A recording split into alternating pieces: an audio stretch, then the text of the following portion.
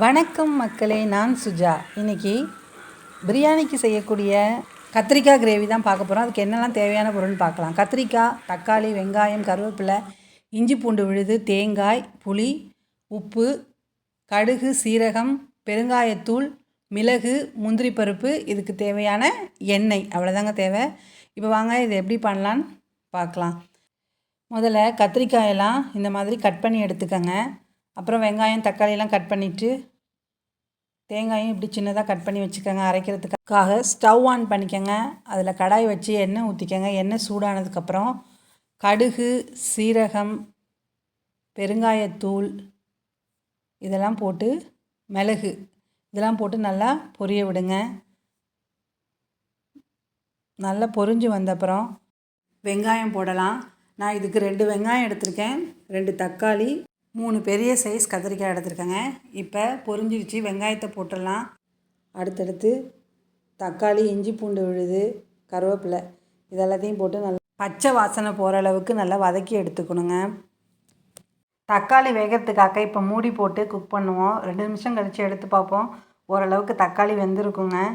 இந்த ஸ்டேஜில் நம்ம கட் பண்ணியிருந்த கத்திரிக்காயும் போட்டு இதில் போட்டு வதக்கணுங்க. இந்த கத்திரிக்காய் கிரேவி ஒரு தடவை செஞ்சு சாப்பிட்டிங்கன்னா இந்த கிரேவி இல்லாமல் நீங்கள் பிரியாணியில் சாப்பிடவே மாட்டீங்க. அந்த அளவுக்கு டேஸ்ட்டு ரொம்ப நல்லாயிருக்குங்க. பிரியாணி செஞ்சால் உடனே இந்த கத்திரிக்காய் கிரேவி தான் செய்யணும் அப்படிங்கிற மாதிரி நம்ம வந்துடுவோம். அவ்வளோ டேஸ்ட்டாக இருக்கும்.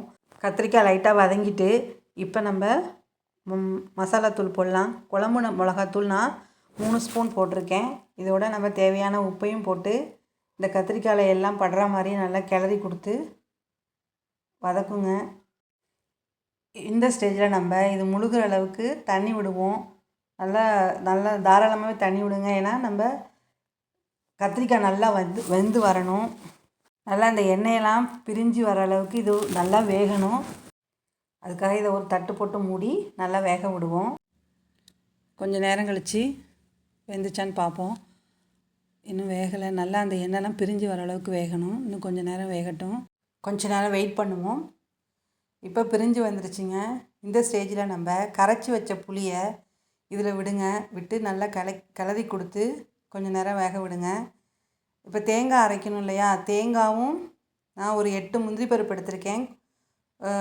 ஒரு 1/4 மூடி தேங்காய் எடுத்திருக்கேன். நல்லா நைஸாக அரைச்சி இதில் ஊற்றிடுங்க. மிக்சியும் கழுவி அந்த தண்ணியை ஊற்றி நல்லா கிளறி கொடுத்து கொஞ்சம் நேரம் வேக விடுங்க. முந்திரி பருப்பு தான் போடணும்னு இல்லை, நம்ம வேர்க்கடலையும் போட்டு வேர்க்கடலையும் தேங்காயும் போட்டு கூட அரைச்சி ஊற்றலாம்.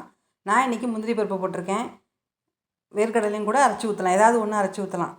இப்போ வெந்துருச்சுங்க. இதில் கொத்தமல்லி தூவி இறக்குனா சுவையான கத்திரிக்காய் கிரேவி ரெடிங்க. ரொம்ப டேஸ்ட்டாக இருக்கும். நீங்களும் செஞ்சு பாருங்கள். இந்த வீடியோ பிடிச்சிருந்தா லைக் பண்ணுங்கள், ஷேர் பண்ணுங்கள், சப்ஸ்கிரைப் பண்ணுங்கள். தேங்க்யூ.